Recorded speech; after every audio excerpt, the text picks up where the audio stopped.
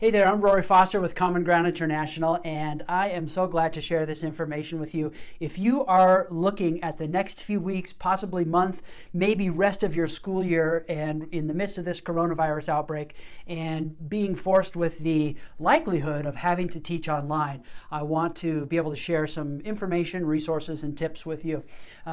My wife and I founded Common Ground International back in 2001, so almost 2 decades ago now, and we are a language services and language training company. So we spend a lot of time in specific industries with Spanish and English language instruction, and then also providing a whole gamut of language services such as translation, interpretation, and things like that to our clients around the country. And so over the years, we have sort of moved our perspective and position from only face-to-face teaching to beginning to incorporate a little bit more online to now, as recently as this past January, moving to almost exclusively online instruction with the training piece of what we do as a company. And so I want to share with you how you can begin thinking about some approaches and things like that in order to help your transition to online if coronavirus has sent you home and you're trying to figure out, amidst all the other stresses of family and kids at home possibly, and just the daily angst of knowing there's a pandemic in your community. I want to help lighten the load a little bit with this whole new aspect of teaching. So first of all, there's no denying it. It is a major shift to teaching online, but you can do it. You can definitely do it. I'm not the smartest pencil in the box, and I figured it out, and I figured out how to do a good job with it. So, I was forced into teaching online this past January. We were dabbling in it, and we were, moving some of our lecture, if you will, not lecture, but didactic pieces of our courses to online so that the limited time that we had with our clients, we could really make them interactive and more communicative and things like that, really just maximize the face-to-face time we had with people. But then this past January, my primary instructor, asked for a substitute for the first couple of weeks of his class for the semester. And I was like, well, what's going on? The semester is starting up. Why would you need a substitute? And so after some frank conversations, we realized he was looking for another job. And so I said, oh my goodness, we gotta just cut this off now because, I might be out of the country with a travel program or something, and I can't cover for you if you're gonna get another job. So anyway, we spoke to all of our university clients, and thankfully they were understanding and said, yes, you could put your training online.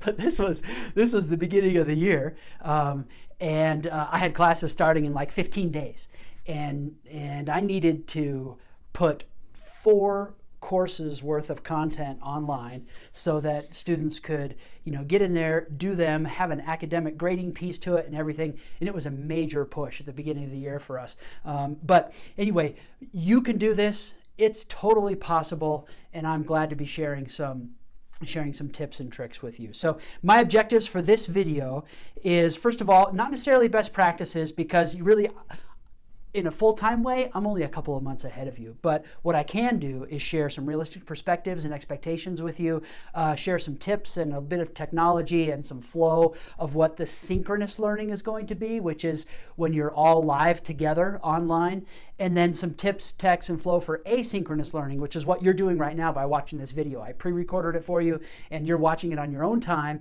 on your own terms, right? Some helpful resources, and then some next steps. So that's what we plan to do here in the next 10-15 minutes or so. So realistic perspectives for starters. It is more difficult to teach to all learning styles when you teach online. So it's a good idea to pay special attention to creative ways to serve those physical or kinesthetic learners that you have, and also those social interpersonal learners, because those are 2 learning styles or learning modalities that really get underrepresented in an online format. So every subject area is going to have its own unique challenges, and so we'll see down the road here that I'm going to really encourage you to be collaborating with your department colleagues or grade level colleagues, so that you guys can really come up with solutions that fit your students perfectly. it is best to run what we used to call, like a decade ago, I don't know if it's still a term in regular education circles, but we used to call it a flipped classroom, which is essentially you take all your didactic portion, put it online for people to consume on their own terms, and then the time you spend together is more collaborative, more conversational, more interactive. And so it's exclusively practice and application of the content. So that's what we're going to be talking about today, how to have that balance. So some expectations. Your students may not know how to learn online.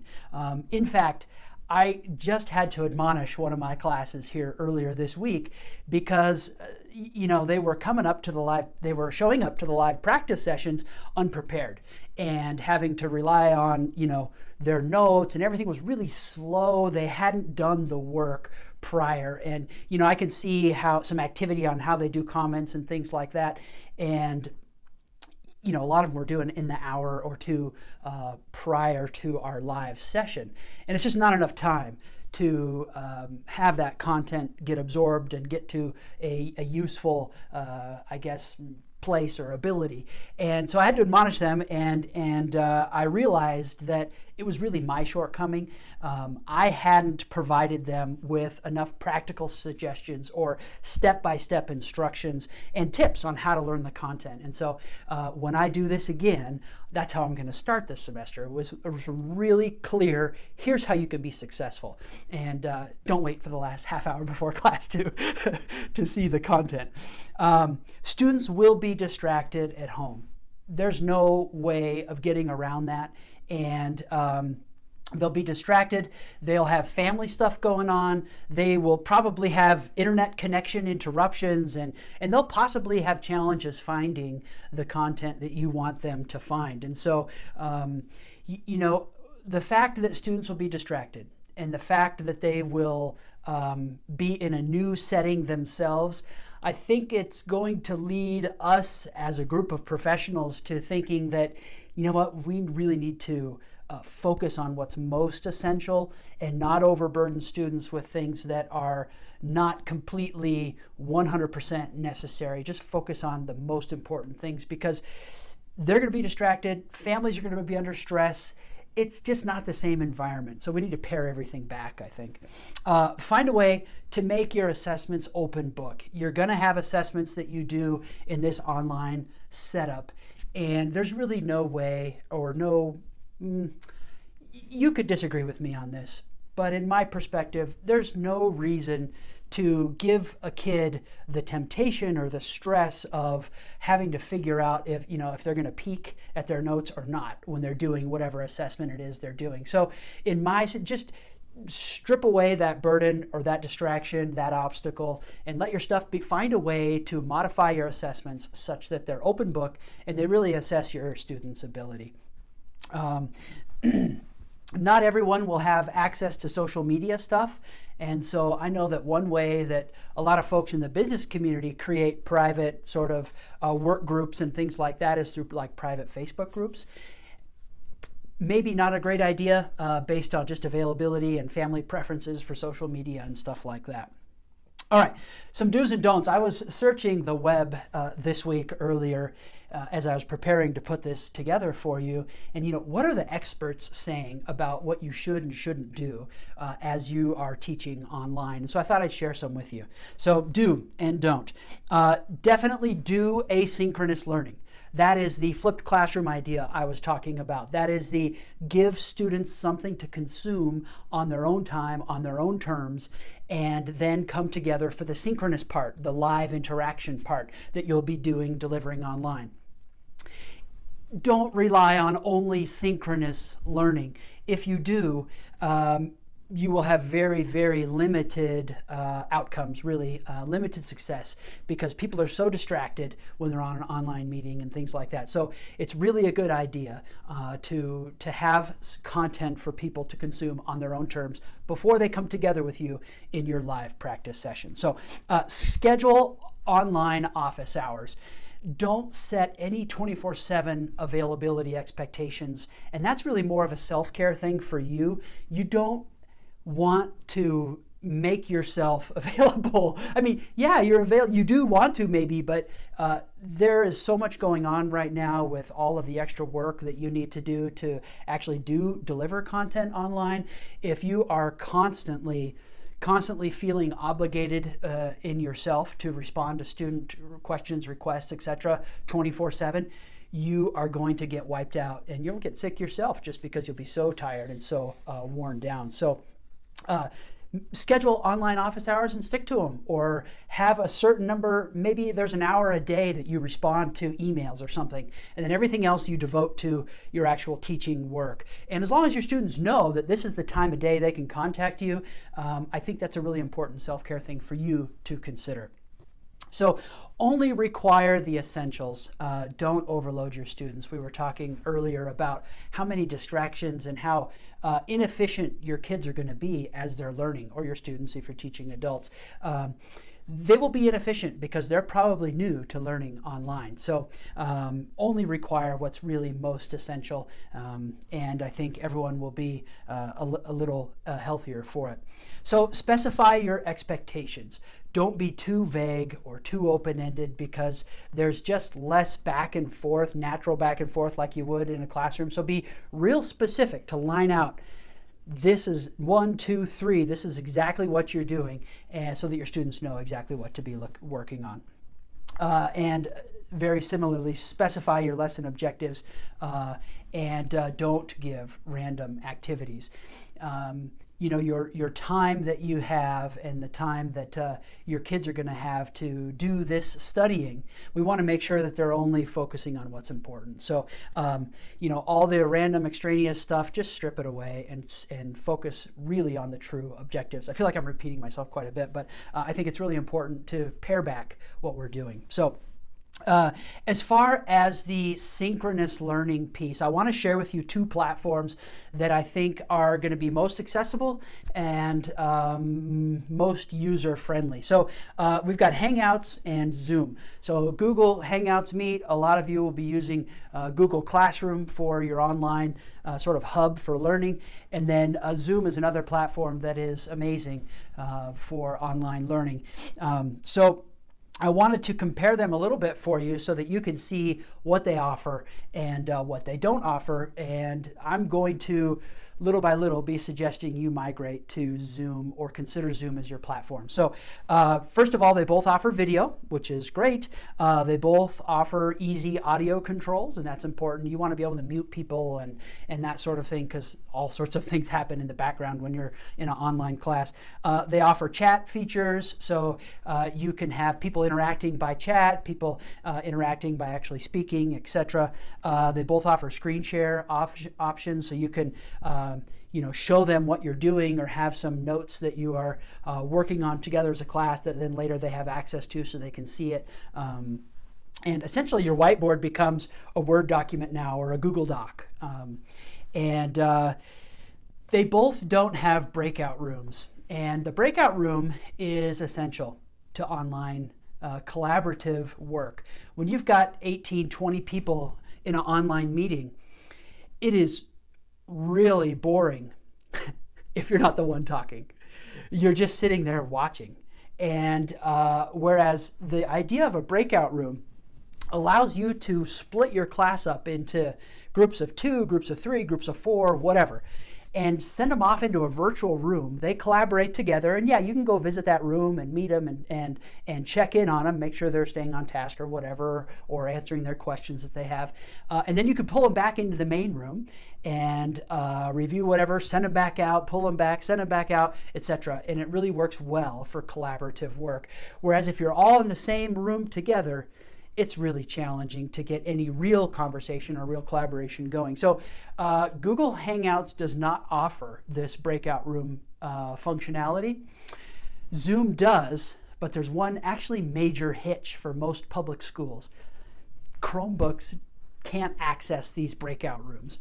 And so, but tablets can if they're using the Zoom app, phones can if they're using the Zoom app, a regular computer can if it's using the Zoom app, and But Chromebooks use the browser version of Chrome, and when you use the browser version, then Zoom doesn't allow them to go into breakout rooms. However, you could send everyone to their breakout room, and with your Chromebook crew, they could stay in the main meeting room, everyone who has a Chromebook, and they could do their collaboration there with you in the main room, and then you bring everyone back together. Another downfall of Hangouts is that it doesn't offer you the option to record the meeting. And so there's a chance that you're going to want your synchronous time recorded and posted somewhere so that your students can view it again. And if that's the case, Zoom allows you to do that. If you were to do it via Hangouts, you would have to have a third-party application recording everything, and it's going to get more complicated and more challenging for you. So consider Zoom. If you haven't heard of it or are not familiar with it, give it a real close look, and I suggest it highly. That's what we do for all of our online trainings. We use Zoom. So some tips and tech for synchronous learning. As far as platform goes, we have chosen Zoom, like I was just saying. And the good news is, with the outbreak, with the coronavirus outbreak, the CEO of Zoom has now made Zoom free. The paid version that I pay for is now free to all K-12 educators. So you can have no time limitations on your online meetings. You can have like up to 100 people in your classroom at a time. Anyway, you get the paid version for free during this whole coronavirus stuff. So that is a major plus for you and your school district. So as far as audio goes, some things to keep in mind. Background noise. You cannot control what's going on in the student's environment. And if it's a family like mine, there's 3 kids trying to learn. And if they're all learning at the same time, they're all in something else. There's a dog running around, and there's just so many things going on. So there is going to be some background noise. Suggesting headphones and a microphone will be really helpful, because one thing that makes the audio quality of a meeting actually horrible is if everyone is using like the computer audio, and so their speakers are speaking and then it's picking up their mics as well. There just gets to be a ton of reverb and feedback within the meeting. And so require, if you can, if it's not a financial burden for your families or your students, to have some kind of headphone and microphone. Okay, so use a platform that provides, quick control of participant audio. So you need to be able to mute students and like mute all at once, because you'll get into situations where there's like these weird digital noises, echoes and things, and you just need to mute and then bring people on one-to-one into the meeting and let them start speaking if you're doing some interactive stuff. So screen sharing is really important. Give your folks something to look at, and it's your whiteboard. It's your online whiteboard. So we use Google Doc always. We use a Google Doc, and you can set your sharing settings such that your students can edit it if you want them to. You can set it such that they can only view it. However you want to do it, you set your sharing settings, and then you just send the link out right in your chat, and students can access it and be looking at the Google Doc and working on the Google Doc with you as a class. It's essentially like everyone's at the whiteboard at the same time, right? All right, I would suggest you avoid teaching through a PowerPoint or a keynote live. When you've got everyone in the meeting platform, now I'm doing it now asynchronous, not live, pre-recorded, but when you've got everyone live in your meeting platform and you're trying to run that presentation mode where you're walking through the steps of the slide, it becomes really burdensome, and it's hard to control, hard to see the students, hard to manage the chats, hard to do really everything when you're in that presentation mode. So I would suggest you don't do it. Avoid doing that. And all of your keynote stuff, make it part of the asynchronous piece of your teaching. So energy and flow. As far as energy and flow goes of your synchronous time together, the time that you're live together with each other, classroom energy, there's no classroom energy to feed off of. And that is a major adjustment. I don't know if you like to circle the classroom, walk around, check in on kids, and joke around a little bit or whatever. But that's one of the things that I miss the most of teaching online. There's very little classroom energy to feed off of, and it's also pretty close to impossible to keep kids from multitasking in ways that they would never multitask in your live class. I mean, they'll have their phone next to them now, and they'll have maybe another window open in their on their computer as you're doing your things, and so it's tricky. Zoom as a platform does have a feature that allows you to know and get a sense for who's like paying attention and who isn't, who's got other windows open on top of the meeting and things like that. So consider Zoom. I'm really pushing Zoom hard, and they should be paying me. All right. You can't really wait for responses online. You can't wait for responses. You have to call on people to keep the flow going, because there's this sense that eye contact doesn't work the same as it does in your face-to-face classrooms, which might lead someone to participate a little bit if you're staring them down in the class, but it's just different online. And so you can ask an open-ended question and no one will feel the implicit responsibility to unmute themselves and contribute. And so one of the things that I've learned over my time teaching online in the synchronous piece is to just have the list up of who's on the call and just rocket through them, and just, instead of asking those open-ended questions, I just call on people right and left, and it keeps the flow going. So some other flow considerations as you're doing the synchronous piece online, and it would be to just give a quick intro with your session objectives, any essential review, only if necessary, a review of something that maybe you had them do on their own time, and then set up your first collaborative task. I am a large proponent of really the only time you should be doing something together in a live fashion is if you're going to do something collaborative. If you're going to have your students come in for a lecture session from you, it's just really not a good idea.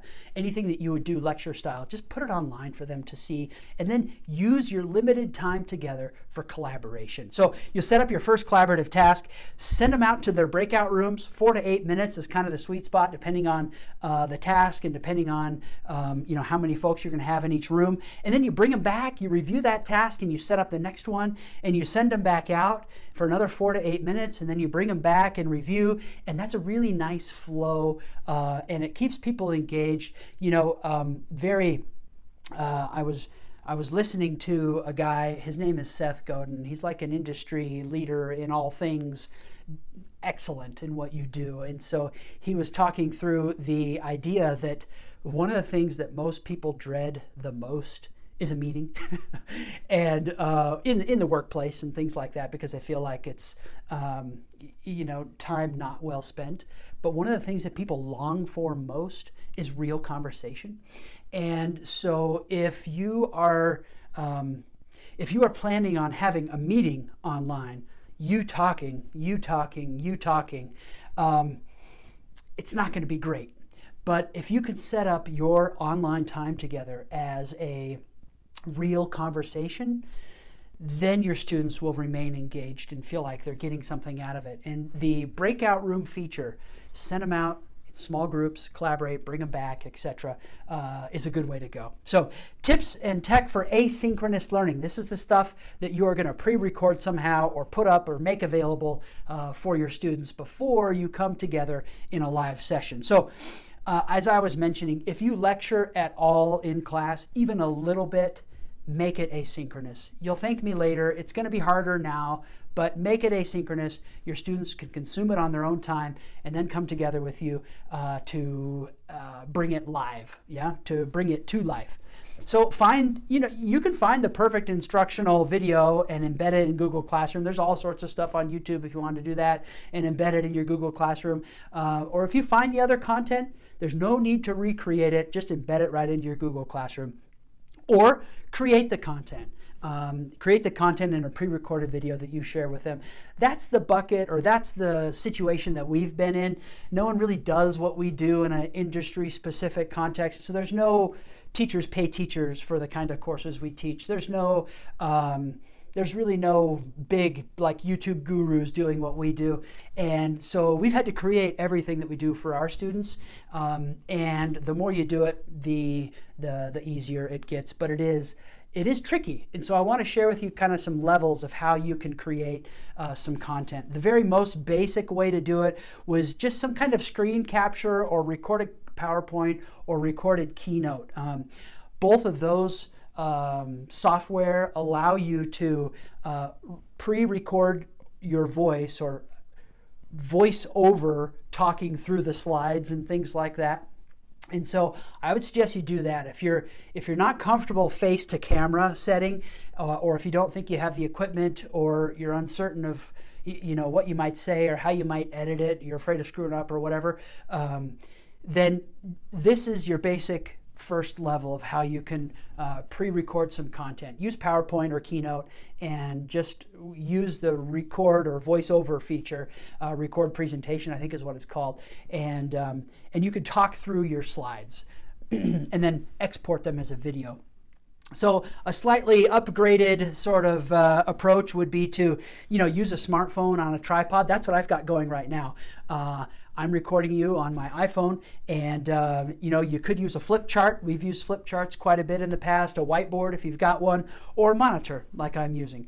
And the flip chart is great. I would suggest you preload it with some things so that you're not all class like this, writing on the flip chart and your students are looking at your back. So if you're going to use a flip chart or a whiteboard, preload it so that you can flow and your students don't have to watch you write. Okay. And if you want to do something slightly more fancy, then you would consider maybe a lapel microphone, which is, this is like a $20 mic right here off of Amazon. It plugs right into the phone. It helps with sound and stuff. Lighting, you might consider adding some additional light to your room so that it's not too dark. Sound quality, if you are in a room with carpet, you're going to be just fine. In this room I'm in right now, there is no carpet. It is a wood floor. And so I've had to install some sound panels here to not make it sound really hollow and tinny. But you likely have a space in your house where you have carpet to record from, and that'll be just fine. You don't have to worry about it. Editing tools, you either iMovie or you can do some basic video editing with iMovie. You can do some editing with other video editing software, but I would suggest you just keep it very simple. Don't worry about making mistakes. I'm not going to edit this video at all. I'm just kind of talking through this with you. And at the end of the video, you might, disagree with some things that I say or whatever. And you'll notice some mistakes that I make and some bumbling words that I have, but it won't be too bad.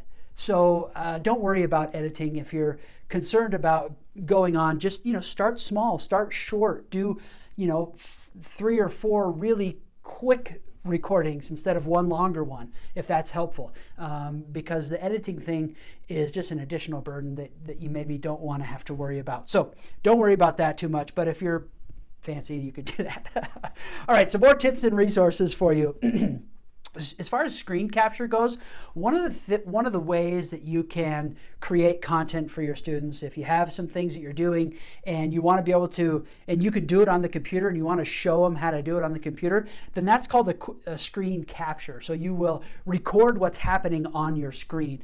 And if you use a Mac, QuickTime comes with your Mac and it's part of your native Apple software that you can just get that going and do a screen recording.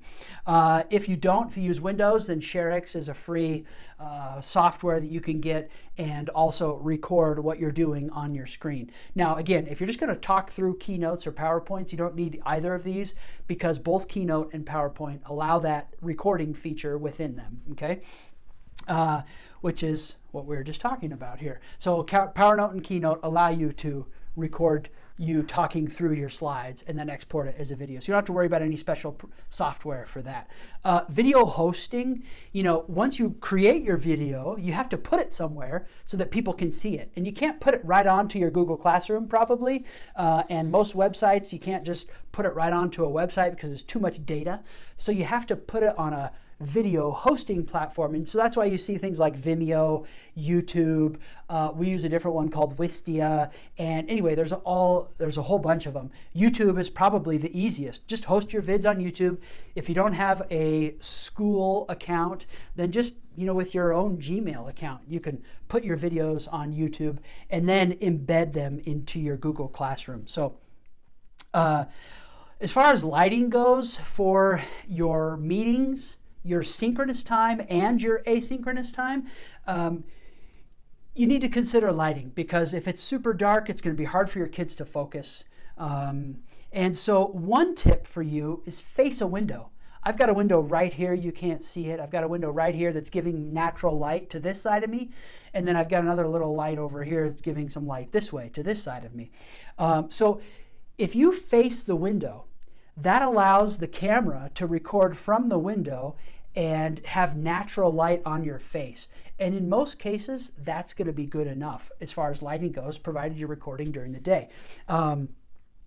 Never have your back to the window. Never record into a window. Now, whether that's you've got your FaceTime camera going for your synchronous time or you're pre-recording your asynchronous content for your students, never be at the window and have the camera record to you this way, because the camera is going to be fighting to differentiate you from all of the light that's behind you, and it's not going to turn out great, and you'll waste time, and it'll be hard for your kids to see you. So keep that in mind for your lighting. Now, Quizlet.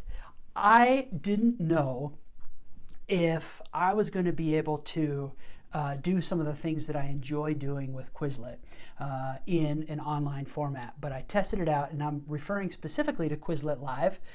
If you can run a breakout session, you could do Quizlet Live in breakout sessions. It's really fun. It's a fun way to get your kids engaged in some of the content. So if you use Quizlet at all, there is a way for you to continue using it with your online teaching. So you can embed your Quizlet sets right into Google Classroom with an embed feature. So you can, Quizlet allows you to, in one of those drop downs of your Quizlet set, it allows you to embed things as flashcards, embed them as matching activities, embed them as tests. So there's a handful of ways to embed the content that you have on Quizlet.